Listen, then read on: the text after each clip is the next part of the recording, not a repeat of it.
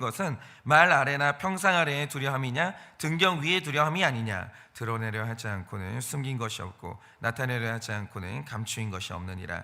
들을 게 있는 자는 들으라. 또 이르시되 너희가 무엇을 듣는가 스스로 삼가라. 너희의 헤아리는 그 헤아림으로 너희가 헤아림을 받을 것이며 더 받으리니. 다 같이 읽겠습니다. 있는 자는 받을 것이요 없는 자는 그 있는 것까지도 빼앗기리라. 아멘.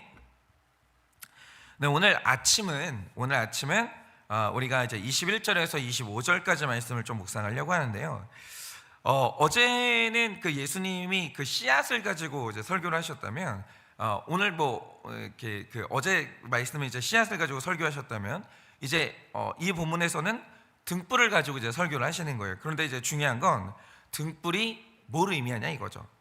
그런데 이 성경의 예를 보면 언제나 등불은 세 가지 중에 하나를 의미해요. 첫째는 하나님 자신을 이야기하고, 둘째는 우리를 죄에서 구원할 새 시대의 등불 되시는 메시아, 그리고 세 번째가 이제 우리에게 이제 깨달음을 주시는 하나님의 말씀인데, 지금 이제 마가복음의 문맥을 살펴볼 때 여기에서 이 등불은 말씀을 의미한다고 보는 게 맞죠.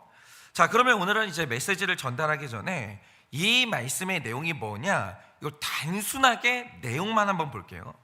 어떤 사람에게 등불이 있는데 이 등불을 놔야 되는 위치가 어디냐, 이걸 말하는 거죠. 그러면서 등불을 놓지 말아야 될 장소 두 개를 말씀하시는데, 첫째가 21절에 나오는 말이에요. 이거는 이제 언어를 얘기하는 게 아니라 말인데, 이 성경에 나오는 말이라는 것은 성인의 무릎까지 오는 항아리를 의미하는 거예요. 보통 유대인들은 이 항아리에다가 곡식을 담아놓고 이제 먹곤 했다라는 거죠. 그러니까 이게 뭐냐면 우리나라로 따지면 이 말이 쌀떡이에요. 그리고 이 평상 아래다라는 것은 우리가 아는 것처럼 벤치 같은 의자가 있는데 이 의자의 아랫부분을 의미하는 거예요. 이게 평상 아래라고 하는 거죠. 그런데 세상에 오늘 성경이 말하는 건 이거예요. 등불을 이런 데다 두는 사람이 어디 있냐라는 거예요. 등불을 항아리 안에 두고 등불을 평상 아래다가 거기에다 두는 사람이 세상에 어디 있냐라는 거죠. 무릇 등불이라는 것은 집안을 다 비출 수 있도록 등경, 다시 말해 각 방의 기둥에 위치한 기둥의 상부에 위치한 이 등경이라는 고리가 있거든요. 다들 거기에다 걸어놓지 않겠냐라는 거예요. 거기에다 걸어놔야 등불의 빛이 모든 방에 다 퍼질 거 아니냐라는 거죠. 그러니까 이 말씀의 뜻이 뭐냐면, 등불이라는 것은 절대로 잊지 말아야 될 장소가 있고 반드시 있어야 될 장소가 있다라는 거예요. 등불 켜놓고 이상한 데다 두면 그건 아무 의미가 없다라는 거죠. 그런데 오늘 말씀에서 등불은 말씀을 뜻하거든요. 그러면 이 말씀에서 예수님이 하시고자 하는 말씀이 뭐냐? 말씀 역시 절대로 있으면 안 되는 위치가 있고 반드시 있어야 될 위치가 존재한다라는 거예요. 그러니까 위치가 중요하다는 거죠. 근데 이게 재밌잖아요. 씨앗의 비유에서도 씨앗의 비유가 말하는 게 뭡니까? 씨가 떨어져야 될 위치가 있다는 거예요. 씨가 아무리 생명이 있어도 씨가 떨어진 위치가 잘못되면 아무 의미가 없다는 거죠. 이와 연결돼서 빛도 마찬가지로. 그러니까 이 위치가 중요하다. 오늘 말씀의 주제가 이렇게 바뀌는 거예요. 그러니까 말씀을 언뜻 보면 되게 당연한 것 같고 어린아이가 들어도 당연하죠 라고 할 만큼 쉬운 얘기잖아요. 그런데 여러분은 이 말씀의 무게를 아셔야 되는 거예요. 이 말씀의 내용이 상당히 상식적이고 단순하지만 이게 이 지극히 당연한 일을 적용으로 가지 않으면 대단히 심각한 문제가 일어나는 중요한 내용이라는 거죠. 다시 말해서 말씀이라는 것은 반드시 그것이 있어야 될 곳에 있지 않으면 심각한 문제가 일어나고 역기능적이 돼요. 그러면 그 문제라는 것은 무엇이며 말씀이 있어야 되는 위치는 뭐냐라는 거죠. 결론적으로 말하자면 이겁니다. 그러니까 이게 모든 그리스도인들은, 그러니까 이거를 그냥 제일 중요한 원칙이다 두고 성경을 읽으셔야 되는데, 하나님의 말씀이라는 건요, 그 빛이 언제나 나를 향하고 있어야 돼요. 다른 데 향하면 큰일 나요. 말씀의 빛은 언제나 나를 향해야 돼요. 그런데 이제 저는 그래요. 지난날에 저는 제가 말씀을 가지고 설교하는 사람이잖아요. 근데 이게 완전히 잘못된 거예요. 말씀을 가지고 설교를 하는데 이상해요. 나는 설교자인데 설교하고 나면 늘 탈진해요. 열매가 없어요. 왜 그랬을까? 이유를 생각해 보면 말씀을 볼 때마다 이 말씀 가지고 다른 사람 보는 거예요. 아, 이거 완전히 그 집사님 말씀인데, 이거 완전히 우리 아버지 말씀인데, 이거 누가 들어야 되는데. 그러니까 이런 식으로 말씀의 빛을 늘 남을 향하는 거예요. 그러니까 이 말씀이 나를 비춰야 된다는 생각을 못한 거죠. 그게 설교자의 의무라고 생각했어요. 무릇 설교자는 것은 말씀을 다른 사람을 향해서 뿌리는 거다. 그런 게 어디 있냐 이거죠. 1차적으로 이 말씀이 나에게 뿌려져야 되고, 나에게 뿌려진 은혜가 남들을 향해 흘러가는 거, 그게 설교인데 저는 그렇게 생각을 안 했던 거예요. 나는 됐고 이 말씀을 가지고 다른 사람한테 뿌려야 된다. 이 말씀의 빛이 다른 사람을 비춰야 된다. 늘 이렇게 살았던 거죠. 그러면서 늘 말씀의 등불을 가지고 이제 다른 사람을 비췄는데, 제가 말씀의 방향을 잘못 설정하니까 그냥 이걸, 말씀은 있어요. 그냥 말씀 방향만 잘못된 거예요. 말씀의 위치가 잘못된 거고. 제가 굉장히 큰 부작용을 경험을 했어요. 그러면 이제 그 부작용이 뭐냐, 여러분이 한번 상상을 해보시면 좋겠는데, 자, 우리가 이제 어떤 영화를 보면 어떤 사람들이 과거에 이제 정보기관에 끌려가서 고문당하고 취조당하는 장면을 볼 때가 있거든요. 그러면 이런 장면에서 보게 되는 빛의 구도가 있어요. 언제나 영화는 그래요. 그 빛이 뭐냐? 언제나 나를 비추는 게 아니라 내가 신문하는 죄인을 향해 이렇게 빛을 비추거든요. 그런데 이때 일어난 일이 뭐냐? 자, 빛을 비추는 상대방은 환하게 드러나요. 근데 그 빛 뒤에 숨은 사람은 훨씬 더 어두운 그림자가 생겨요. 존재가 소멸해요. 사라져요. 여러분, 바로 이겁니다. 말씀이라는 게요, 방향을 바로 잡아서 나를 비추게 되면 내가 훤히 보여요. 그리고 그게 나를 구원하는, 그러니까 생명의 말씀이 되는데, 그게 말씀을 방향을 잘못 잡아서 이걸로 남을 비추게 되는 순간 상대적으로 내가 어두워져요. 더 심한 어둠이 생기는 거예요. 상대방이 너무 뚜렷하게 보이다 보니까 상대적으로 내가 훨씬 더 안 보이게 돼요. 그러면 이 말씀의 방향을 잘못 잡는 사람에게 임하는 그 어둠이 뭐냐? 이걸 세 가지로 말할 수 있는데, 첫째는 이 말씀이 나를 비추면 반드시 내 죄가 보이게 되는데, 그러면 사람이 자기 죄를 보면 회개를 안 할 수가 없어요. 말씀으로 나를 비추면 내 죄가 보이고, 그럼 회개를 안 할 수가 없는데, 그럼 회개를 하게 되면 무조건 회복이 일어나요. 그러니까 이 관계에서도 이 관계가 안 풀리는 이유는 뭐냐면, 상대방이 나에게 듣고 싶은 회개의 언어가 있는 거예요. 그런데 내가 그 말을 안 해주니까 끝내 이게 안 풀리는 거거든요. 그래, 하나님하고 관계도 마찬가지예요. 하나님은, 우리가 이제 죄를 지었기 때문에 하나님하고 관계가 틀어지거든요. 이게 하나님의 진노인데, 하나님의 유화, 그러니까 하나님의 마음이 온유해지고 나를 향한 분노가 싹 식을 때가 있어요. 그게 뭐냐면, 하나님이 나에게 듣기 원하시는 회개의 언어가 있다고요. 하나님, 이 구체적이어야 돼요. 나의 이런 부분이 너무 교만했어요. 하나님, 제가 음란한데 이게 주님 앞에 내가 저지른 음란의 죄라고. 이런 식으로 얘기하면 하나님의 마음 가운데 유화가 일어나요. 분노가 식어지기 시작해요. 그리고 하나님하고 내가 관계가 회복이 되는 거예요. 그러니까 회개가 얼마나 대단한 능력이냐면, 이게 육체의 관계도 화해를 이루는데 하나님과의 관계도 회복이 돼요. 그때부터 복을 받기 시작해요, 사람. 이게 회개가 모든 복의 시작이에요. 그러니까 회개가 닥치고 복 받을 생각 자체를 하지 말아야 돼요. 그런 건 성경에 없는 거죠. 근데 이게 어떻게 가능하냐면, 말씀으로 나를 비출 때 가능해지는 거예요. 그런데 이제 말씀으로 남을 비추면 내 죄는 안 보이면서 남의 죄가 보이기 시작하는 거예요. 그러면 일어난 일이 뭐냐면, 상대방에 대한 정죄가 시작되고 무시가 일어나고, 그 사람이 하는 잘못이 계속되니까 미움이 안 사라지는 거예요. 그러니까 계속 말씀으로 남을 비추고 있는데, 미워하지 말아야지, 용서해야지, 이거는 불가능해요. 그건 안 되는 거예요. 근데 문제는 뭐냐면, 이렇게 되면 하나님이 그거 미워하시거든요. 하나님이 듣기 원하시는 것은 내 회개인데 자꾸 내가 남의 죄를 고발하는 거예요. 근데 이 남의 죄를 고발하는 영적인 존재가 있어요. 그게 바로 사탄이에요. 사탄이 뭐냐면, 자기 회개가 안 되는 사람이에요. 근데 사탄은 참소하는 사람이에요. 사탄이 입만 열면 하나님 앞에서 남의 죄를 고발하는 거예요. 그거는 사탄의 영이에요. 성령은 뭐냐면, 언제나 내 죄를 주님께 고백하는 거예요. 그런데 악한 영의 역사는 뭐냐면, 남의 죄를 고발해요. 이거 하나님이 되게 미워하세요. 그래가지고 남의 죄를 고발하고 비난하는 사람은요, 하나님하고의 관계도 틀어져 버리는 거예요. 하나님이 기뻐할 수가 없는 거죠. 그래서 이런 거예요. 오늘도 우리 가정에서 어떤 가정에 말씀을 듣는 가정이에요. 분명히 주일날 설교를 했어요. 근데 그런 거 있잖아요. 큐티 설교 했는데 큐티 설교 듣고 나서 부부싸움이 일어나요. 원래는 안 그랬는데 주일 설교를 듣고 나서 가는 차 안에서 싸움이 일어나는 가정들이 있어요. 이거 상당히 많습니다. 말씀 몰랐으면 안 싸우는데 말씀 들어서 자꾸 싸움이 일어나는 가정이 있어요. 그래서 그 집의 남편이 교회를 싫어하는 사람도 있어요. 그 이유가 뭐냐? 문제의 핵심이 뭐냐면 말씀의 방향이 잘못된 거예요. 이제 딱 그런 거죠. 이게 차를 타고 가는데 어색한 침묵이 흐르다가 갑자기 아내분이 그러는 거예요. 여보, 말씀 들었어? 그리고 남편도 그러는 거죠. 여보, 말씀 들었어? 오늘 목사님이 뭐라고 했어? 한번 얘기해봐. 이게 뭐냐면 고발이 시작이 되는 거예요. 이게 뭐냐면 말씀의 방향이 완전히 잘못된 거죠. 그러니까 이 교회를 다녀온 다음에 들은 말씀으로 아내는 남편 죄를 비추고 남편 아내 죄를 비추면서 서로 정죄를 하니까 그 가정이 말씀 때문에 싸워. 이거 완전히 역기능적이 된 거예요.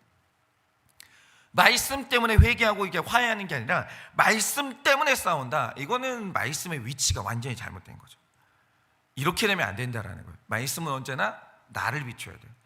그리고 두 번째로 말씀이 자꾸 남을 향하게 되면 내 죄에 대해서는 무지하게 되고 남의 죄에 대해서는 해박하게 되는데, 이게 완전히 고착화가 되면서 인격이 되면 이걸 우리는 위선이라고 해요.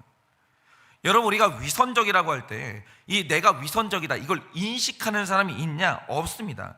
위선은요, 내 죄 보는 훈련이 안 된 사람에게 나타나는 일종의 의식의 습관이에요.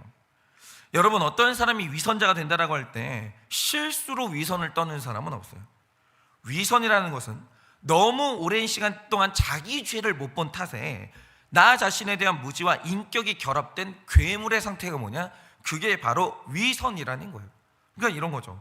속으로는 부글부글 끓어요. 근데 밖으로는 사랑합니다 라고 해요. 근데 내가 이러고 있다는 사실을 인식하냐? 그러니까 못한다라는 거죠. 왜냐하면 내 안에 이 부글부글 끓고 있는 내 속 있죠. 이거 인정을 안 해요. 내 안에 부글부글 끓고 있는 음란 있죠. 이걸 인정을 안 해요. 이게 훈련이 안 된 거예요. 그러니까 안 보는 훈련이 된 거예요. 말씀으로 나를 비추질 않으니까. 근데 이게 놀라운 게 뭐냐면 이 위선자가 제일 많은 데가 어디냐? 교회예요. 아니, 차라리 있잖아요. 말씀이 없으면 또 몰라요. 니도 어둡고 나도 어두우면 또 모르겠는데 교회라는 곳이 빛이 있거든요. 문제는 빛을 가지고 남을 비추잖아요. 내가 더 어두워지면서 내가 더 안 보이기 시작하는 거예요. 이상한 게 뭐냐면 이게 위선자가 돼요, 사람이. 할렐루야. 아니, 이게 뭐냐면 물론 우리가 이제 기분이 나쁘다고 나의 마음이 태도로 나타나는 게 좋지는 않죠. 그러나 중요한 게 뭐냐면 이게 어떤 그 소그룹에서 목장에서 제가 이렇게 웃고 다니지만 사실은 제가 마음이 너무 안 좋아요. 제가 사실은 지금 되게 우리 집에 어두운 것들이 있어요. 말할 수 있어야 될 거 아니에요. 말을 안 해요. 심지어는 그런 게 있다는 걸 인정 자체를 안 하려고 늘 회피를 하는 거죠. 그리고 교회 직분 중에서 위선자가 가장 많은 직분이 어디겠어요? 그게 바로 가르치는 위치에 있는 사람들인데, 목사고 장로고 권사님들이고 어쩌면 목자님들이 가장 위선적이 될 위험성에 노출된 분들이에요. 왜냐? 직분이 높아지면서 남에게 가르치다 보니까 어느 날부터 말씀으로 나를 보는 일이 없어지는 거예요. 그래서 예수님이 말씀하시길 너희는 되도록이면 가르치는 사람이 되지 말라라고 하는데, 여기서 핵심은 가르치지 말라라는 게 아니에요. 되도록이면, 여기서 말하는 되도록이 뭐냐면 일단 네가 네 죄 보는 훈련 먼저 하라는 거예요. 그리고 난 다음에 가르치는 역할로 가라는 거예요. 왜냐하면 말씀을 많이 아는 사람이 그 말씀으로 남을 비추기만 하면 세상에서 제일 무서운 위선자가 되거든요. 그런데 마지막 세 번째로, 이런 시간이 길어질 때 일어나는 일이 뭐냐? 드디어 하나님하고 멀어지면서 사람이 고갈돼 버리는 거예요. 그러니까 정말 제가 이상한 현상이 뭐냐면 초신자 중에서 은혜를 못 받고 고갈되는 사람이 없어요. 초신자들은 언제나 말씀 들으면 가슴 치고 울고 어머어머 이거 내 말씀이네 이래요. 근데 이상한 게 뭐냐면 교회에서 제일 싸늘한 사람들이 누구냐면 목사들이에요. 이상해요. 그러니까 목사가 제일 시니컬해요. 그리고 장로님들이 제일 시니컬하고 너무너무 차갑고, 이게 굉장히 많은 교회의 장로님들을 보면 이게 숫덩이가 됐어요. 그러니까 불이 없어요. 그러니까 타다 남은 숫덩이밖에 없는 거예요. 그래서 사실은 권사님들 중에서 그렇게 사람이 이제 메마른 사람들이 많아요. 그럼 이유가 뭐냐라고 하면 다들 뭐 그렇게 얘기해요. 내가 원래는 목사님하고 적당한 거리를 둬야 되는데 목사님하고 너무 가까이 있다 보니까 실망을 해서 이렇게 됐다. 내가 교회 일을 너무 많이 하고 탈진했다. 뭐 이런 식으로 얘기를 하거든요. 아니에요. 그게 아니에요. 이게 뭐냐면 무릇 장로님, 목회자, 권사님, 목자님들은 말씀의 빛을 가지고 다른 사람을 가르치는 분들이잖아요. 근데 요구하다 보니까 자기가 받는 게 안 되는 거예요. 그러니까 이게 뭐냐면 교회 사역자들 있잖아요. 그러니까 가급적이면 사역을 두 팀, 세 팀으로 나누는 이유가 뭐냐면, 이게 늘 뭐 제 아내 같은 경우도 지금도 이제 저 방송실에 이게 날마다 이제 방송실에 있는데, 이게 뭐냐면 남에게 주는 걸 계속 이타적인 사역을 하다 보면 내가 없어지는 거예요. 내가 받는 게 없어지는 거예요. 그러면 이게 사람이 고갈돼 버리는 거예요. 그러니까 오히려 직분자가 남 주다가 직분자가 하나님과 멀어지면서 하나님의 은혜로 채워지지 않는 이 고갈 상태가 오기 시작하는 거예요. 그러니까 이 직분자들의 말씀 받는 이 관리 있잖아요. 이게 너무너무 중요해요. 진짜 오늘도 그 월요일 같은 경우 제가 긴장하는 이유가 뭐냐면, 저 여자 목장의 목자님들이 월요일 큐티 본문을 가지고 목장을 인도를 하거든요. 늘 제 고민은 이거예요. 월요일 설교를 도대체 우리 목자님들이 무슨 마음으로 들을까? 이걸 지금 내가 어떻게 가르칠까? 이렇게 듣고 있나? 아니면 지금 먼저는 내 말씀이다 하며 듣고 있나? 저는 이게 대단히 중요해요. 대단히. 그러니까 저도 이걸 놓치지 않으려고 이제 굉장히 오랜 시간 동안 제가 이 함정에 빠졌기 때문에 제일 중요한 게 뭐냐면, 말씀 이게 설교 딱 작성한 다음에 이걸 가지고 내가 하나라도 적용을 해보는 거예요. 내가 하나라도 이게 지금 나에게 어떻게 주시는 말씀인가? 요거에 끊어지면 목사는 탈진해요. 아니면 위선자가 돼요. 그리고 하나님의 은혜를 못 받게 되는 거죠. 그러니까 오늘 말씀을 보세요. 예수님은 21절 말씀을 통해서 빛은 제자리에 있어야 돼. 다 필요 없어요. 목사도 이 말씀의 빛은 나를 향해야 되고, 장로님도 장로님을 향해야 되고, 권사님도 목자님도 일단은 이 말씀이 자기를 향해야 돼요. 제자리에 있어야 된다는 거예요. 제자리에 남을 볼 수도 있죠. 말씀 가지고 우리는 해석을 해야 되니까. 근데 먼저는 나인 거예요. 그 다음이 다른 사람이에요. 그러면 22절 말씀처럼 다 드러나게 된다고 하시는데, 그러면서 23절에 하시는 말씀이 뭡니까? 귀 있는 자는 들으라 하시면서 24절에 너희는 무엇을 듣는가 스스로 삼가라 라고 하시는 거예요. 그럼 이 말씀의 종합이 뭐냐? 이 말씀을, 오늘 말씀을 너의 말씀으로 듣고 있는가? 이거예요. 스스로 삼가라.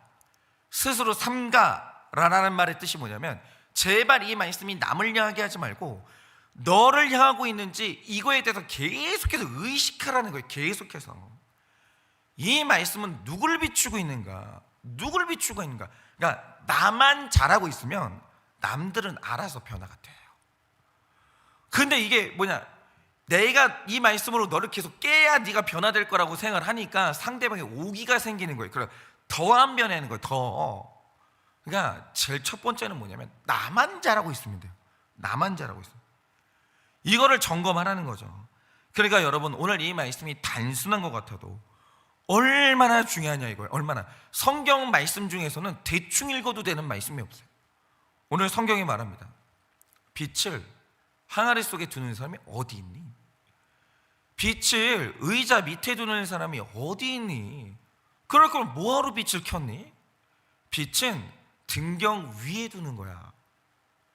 말씀이 마찬가지죠. 말씀을 남에게 비출 거면 뭐하러 말씀이 있니? 말씀 그렇게 읽으면 싸우기만 한다라는 거예요.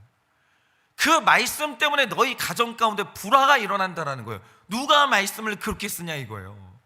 말씀은 나만 보는 거예요. 그러면 이제 그런 생각 들죠. 목사님 억울해요. 이 사람은 말씀을 모르니까 제가 제 죄를 보면 늘 와서 그러는 거죠. 그지? 네가 잘못했지? 그러니까 나한테 잘 좀 해. 이 인간이 맨날 있잖아요. 자기는 의인되고 나만 죄인 된다라는 거예요. 그러거나 말거나. 그 결론은 뭐겠어요? 나는 구원받을 거 아니에요? 나는. 그게 뭐가 손해라는 거예요? 그게 뭐가. 그러다가 보면 어느 날 하나님께서 그 사람을 변화시켜 주신다는 걸 왜 못 믿냐고요. 왜 하나님의 방식에 대한 불신이 있냐고요.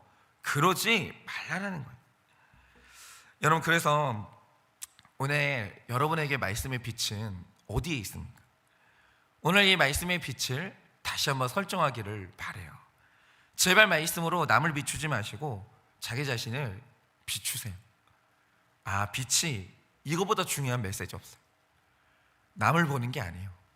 나 보는 거예요. 그러면 오늘 이 말씀이 나를 변화시키고 나를 치유하고 나에게 능력이 되고, 그리고 이 말씀을 통해서 하나님의 이 은혜가, 하나님이 주시는 복이 나에게 쏟아져 들어오는 겁니다. 오늘 그렇게 말씀의 빛을 잘 있어야 될 곳에 두는 여러분의 하루 되시기를 예수님의 이름으로 축원합니다. 이 시간에 제가 기도하고 축도함으로 예배를 마치겠습니다. 기도하겠습니다. 하나님, 오늘 이 말씀을 전하는 제가 혹시 위선자 아닙니까? 마치 말씀으로 나를 잘 보는 것처럼, 나는 이 말씀으로 언제나 하나님하고 소통하는 것처럼 그렇게 이야기를 잘 해대는 것이 어쩌면 그것은 또 다른 위선이 아닙니까? 주님, 정말 제가 이 말씀 가지고 내 속을 들여다보고 있습니까? 이 말씀을 가지고 내 죄가 보여서 아파서 애통하면서 회개하고 있습니까? 그런 회개의 역사를 내 아내가, 내 딸이 보고 있습니까?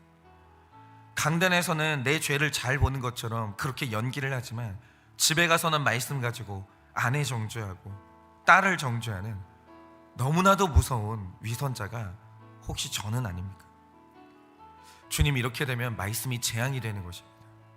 이렇게 되면 말씀이 저주가 됩니다. 이렇게 되면 말씀이 나를 살리는 생명이 아니라 사람 죽이는 칼이 되어지는 것입니다.